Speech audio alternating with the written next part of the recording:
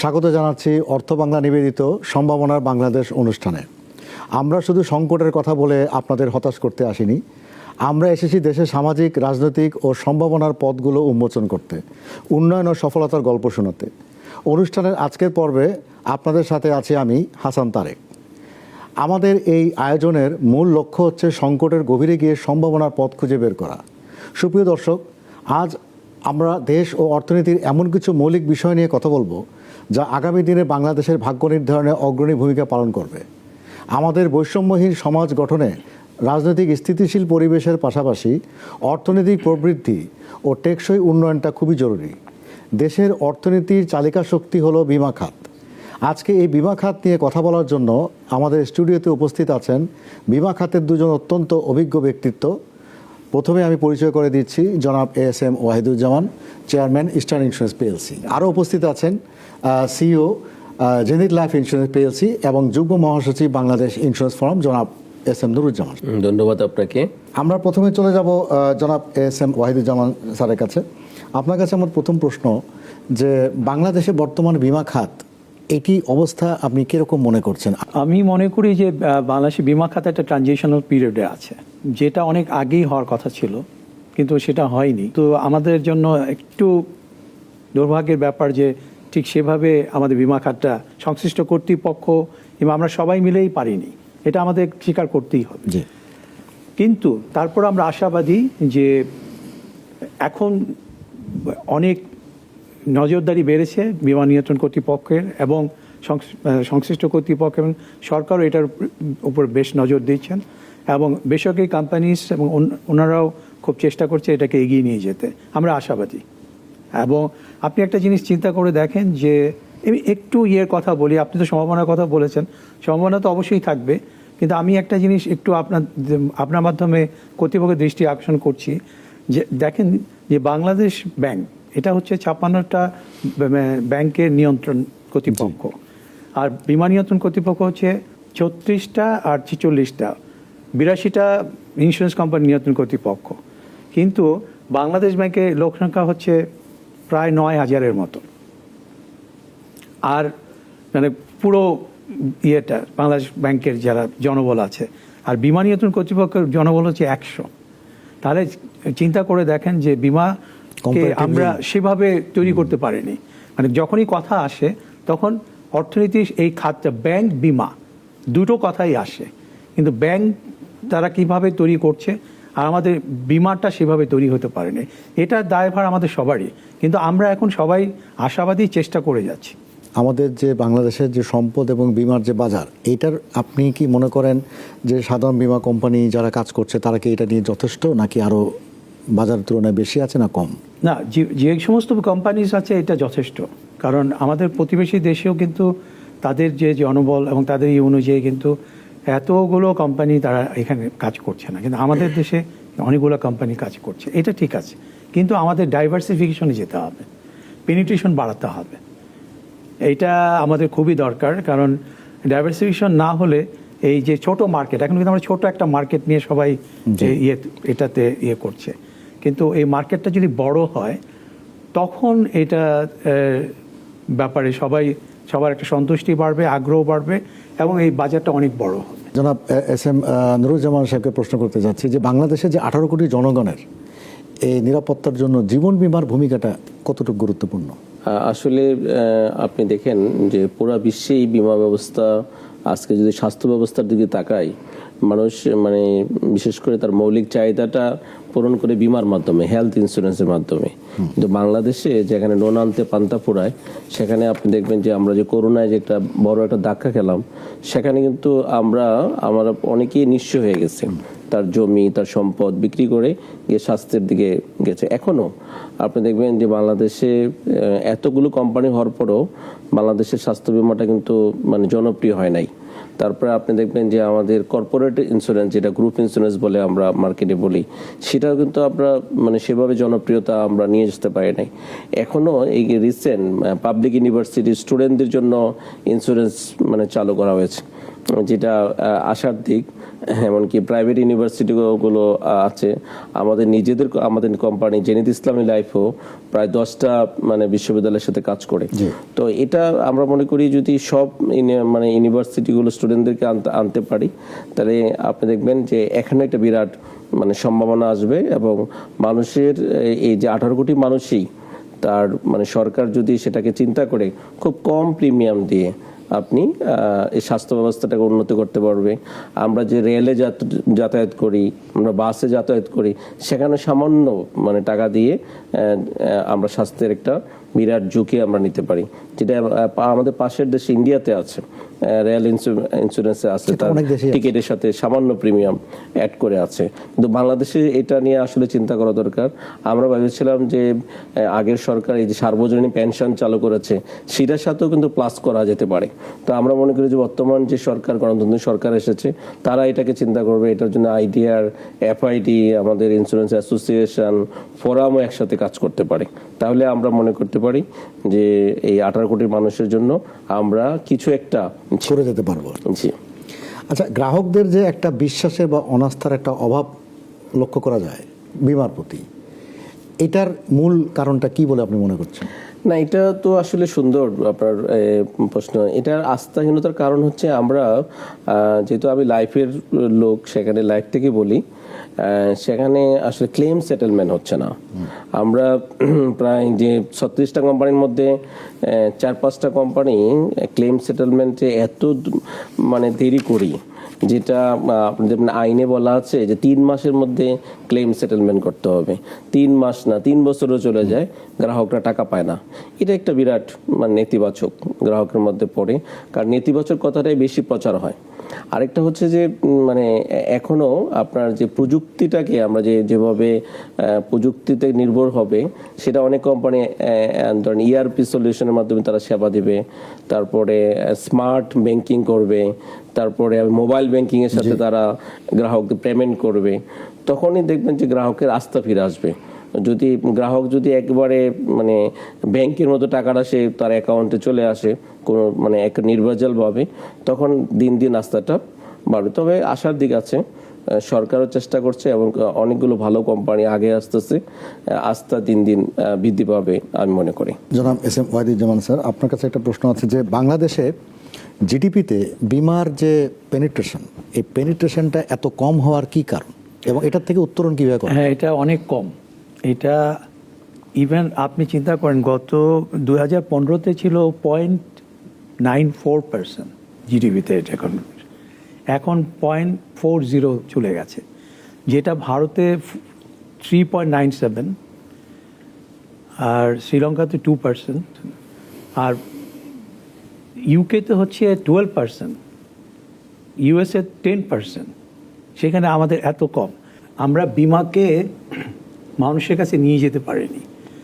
It was our responsibility to reach the mass people, কিন্তু আমরা যেতে পারিনি। এটা একটা হচ্ছে ডাইভার্সিফিকেশনের অভাব ছিল।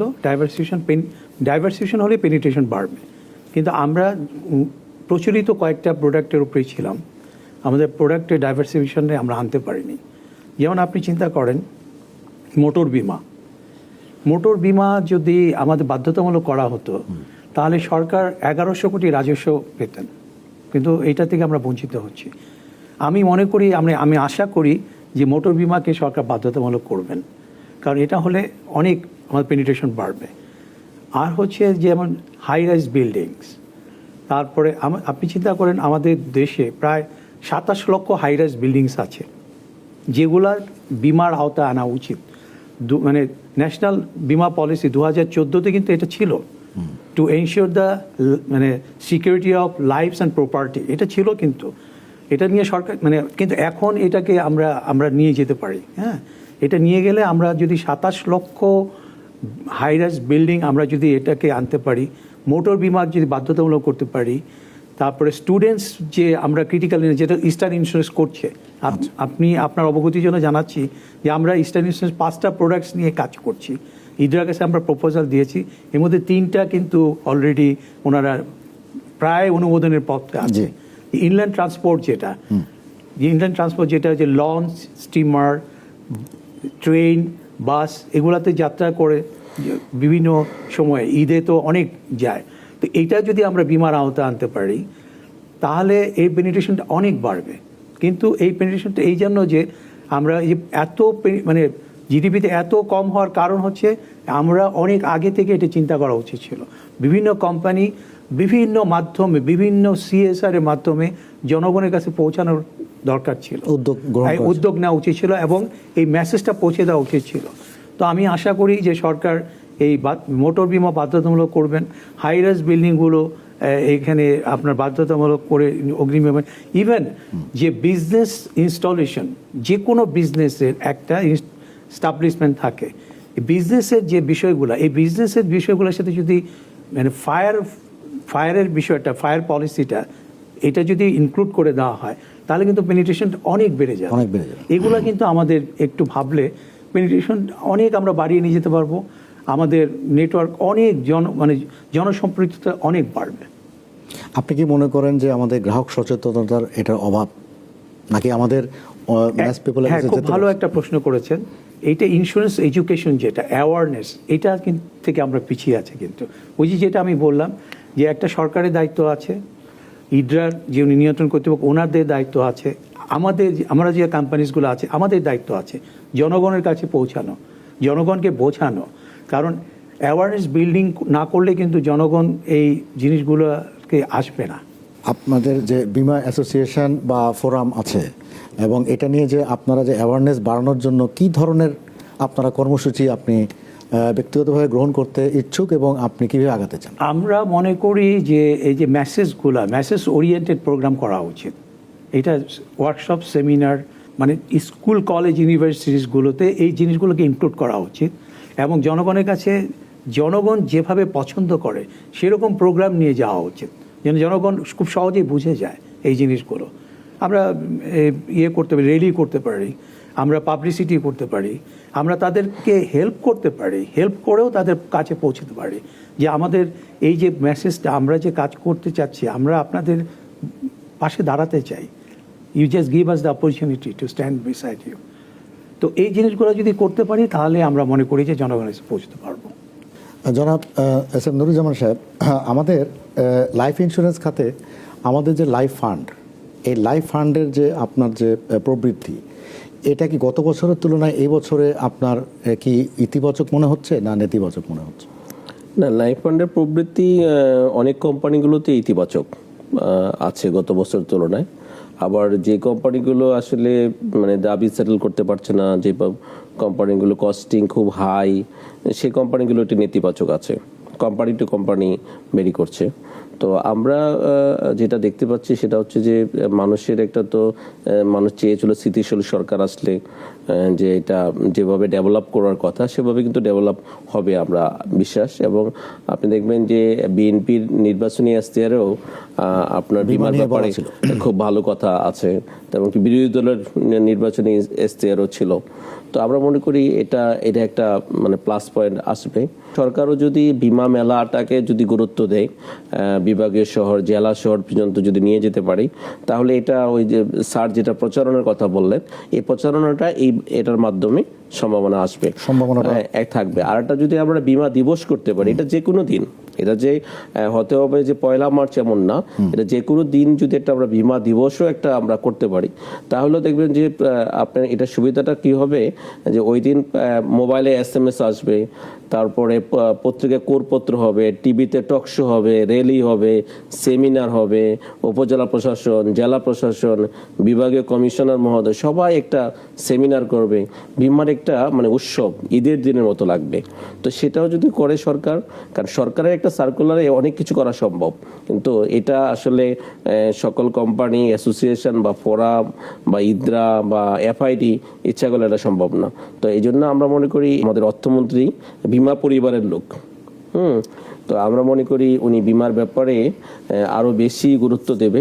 আমি মনে করি যে বিমা দাবি যে পেন্ডিং বিমা দাবি যেমন ব্যাংকে যেমন ভর্তুকি দেয়, ঠিক বিমার বেলাও যদি পেন্ডিং ভর্তুকি দিয়ে বা লোন দিয়ে, ভর্তুকি দিতে পারে আবার লোনও ছাড়তে পারে, অথবা বিমার উপরে একটা খুলতে পারে যে আমরা যেমন ব্যাংকে FDR করি, বা ট্রেজারি বন্ডে রাখি, যদি তারা কোনো ইদ্রা বা মিনিস্ট্রি যদি উদ্যোগ নেয় যে বন্ড চালু করবে, তো সেখানে আমাদের যদি 1% বেশি দেয় আর গ্যারান্টার যদি ইদ্রা হয়, তা আমরা সেখানে ইনভেস্ট করলাম, যে কোম্পানিগুলোকে তারা টাকা দিয়ে গ্রাহকের সমস্যাগুলো সমাধান করতে পারে। তাহলে দেখবেন যে এই যে আমাদের টকশো বলেন, আমাদের মিডিয়া বলেন, অনেক অংশেই আমাদের এই নেতিবাচক যেটা আসে সেটা আর থাকবে না। তখন দেখবেন যে এটার এই যে জিডিপির আজকে যে মানে 1% নাই নিচে, সেটা কিন্তু মানে একেবারে গ্রো করবে। তো আমি মনে করি এটা সরকার গুরুত্ব দিতে হবে, সরকারেরও গুরুত্ব দিতে হবে এবং আমাদেরকেও আগে আসতে হবে। আমাদের যে বিমা খাতের যে ইমেজটাকে পুনরুদ্ধার করার দায়িত্ব কি শুধুমাত্র এই ইন্স্যুরেন্স রেগুলেটরি অথরিটির নাকি কোম্পানিগুলোর? এখন সমস্যা হচ্ছে যারা রেগুলেটরি চেয়ারে বসে তারা যে উন্নয়নটা বলে যায়, শুধু রেগুলেটরি করে। হ্যাঁ, তাদের কিন্তু দুইটা, যে আপনার উন্নয়ন এবং রেগুলেট দুইটাই করতে হবে। এই যে এটা বলা হচ্ছে নন লাইফে মোটর বিমা, এটা কত ইম্পর্টেন্ট। ব্যাংক অ্যাকাউন্ট হতে হলে টিএন নাম্বার লাগবে, এই কথাটা আসছে। তো দেখেন এখন কিন্তু দেখবেন যে সবাই টিএন করবে, কারণ ব্যাংকে তার অ্যাকাউন্ট করতে হবে। এটার কারণে ট্রেড লাইসেন্সের সাথে যদি সরকার করে যে সেখানে তার যিনি মালিক, যিনি প্রপার্টিশিপ নিবে, তার একটা বিমা আছে কিনা, যিনি প্লট কিনে বিমা আছে কিনা, প্লট কিনে বিমা আছে, দেখবেন যে বিমা অনেক হয়ে যাবে। আমাদের যে বর্তমান ডিজিটাল বাংলাদেশ বা স্মার্ট বাংলাদেশ, এই বিমা খাতটা কতটা ডিজিটালাইজেশন হতে পারছে? এখনও ওরকম হয়নি। ডিজিটালাইজেশনের ব্যাপারে একটু আমাদের অনেক আরও চেষ্টা করতে হবে, কারণ ইদ্রার যে একটা সফটওয়্যার ছিল ওইটা কিন্তু আমরা কোনো মানে সব কোম্পানি কিন্তু ঠিকভাবে নিতে পারেনি। যদি ইদ্রা যদি প্রত্যেকটা কোম্পানির ব্যাপারে ইনফরমেশনগুলো সেন্ট্রালি মানে উনি সেভ করতো ইন্টিগ্রেটেড সফটওয়্যারের মাধ্যমে, সেটা তাহলে কিন্তু অনেক কমে যেত, কিন্তু সেটা এখনো হয়নি। এটার ব্যাপারে আমাদের অনেক কাজ করতে হবে। উনি যেটা জানেন, নুরুজ্জামান সাহেব যেটা বললেন যে আপনার মোবাইল অ্যাপস এবং অন্যান্য মাধ্যমে আমাদের যেভাবে কাজ করার কথা ঠিক সেভাবে কিন্তু আমরা এখন পর্যন্ত করতে পারিনি। তো আমাদের এই ব্যাপারে আরও অনেক কাজ করতে হবে। আরেকটি এখন যেটা বার্নিং ইস্যু, সেটা হচ্ছে যে নন লাইফ বিমা কোম্পানিগুলোতে যে অবৈধ কমিশন যেটা ছিল, এই যেটা অবৈধ কমিশনের প্র্যাকটিস ছিল এবং যেটা 15% এজেন্ট কমিশন ছিল, এজেন্ট কমিশন বর্তমানে বন্ধ করা দেওয়া হয়েছে সার্কুলারের মাধ্যমে। তা আপনারা কি মনে করেন যে বাজারে কি এখনও কি এরকম কোনো অ্যানোমালিজ আছে, বা এই ধরনের কোনো ব্যাড প্রতিযোগিতার সম্মুখীন কি আমরা প্রতিদিন হচ্ছি? আমরা শুনছি এবং আমরা বসছিও, এটা নিয়ে আমরা কাজও করছি। আমরা vigilance team we are working on it, এবং আমরা এই ব্যাপারে কয়েকটা অবজারভেশন দিয়েছি already, and IDRA is looking for that, IDRA is working on it, এটা কাজ করছে। আমরা আশা করছি যে তারা একটা ব্যবস্থা গ্রহণ করবে। কিন্তু এটা কি প্রচার আপনাদেরকে অতটা? প্রচারটা আমাদের আরও বেশি করে করতে হবে। এটা নিয়ে আমি কথা বলেছি, আমাদের বিআইয়ের যে প্রেসিডেন্ট মহোদয় আছেন উনি অত্যন্ত মানে ডাইনামিক, উনি ব্যাপারে চিন্তা করছেন। আমাদের জনাব সাইদ আহমেদ এমপি, উনি বিষয়টা নিয়ে অনেক কাজ করছেন। আমরা আশা করছি যে আমরা খুব শিগগিরই এই ব্যাপারে একটা জোরালো পদক্ষেপে যেতে পারবো, এবং এটা তো বন্ধ হওয়া উচিত। এই যে কমিশন, এটা তো খুবই আমাদেরকে একটা প্রতিবন্ধকতার পেইনফুল একটা বিষয়। গত জানুয়ারির 1 তারিখ থেকে আমরা জানুয়ারির আগ পর্যন্ত নভেম্বর ডিসেম্বর আমরা জোরালো প্রতিবাদ করেছিলাম। আমরা eastern insurance company was one of them, আমরা করেছিলাম।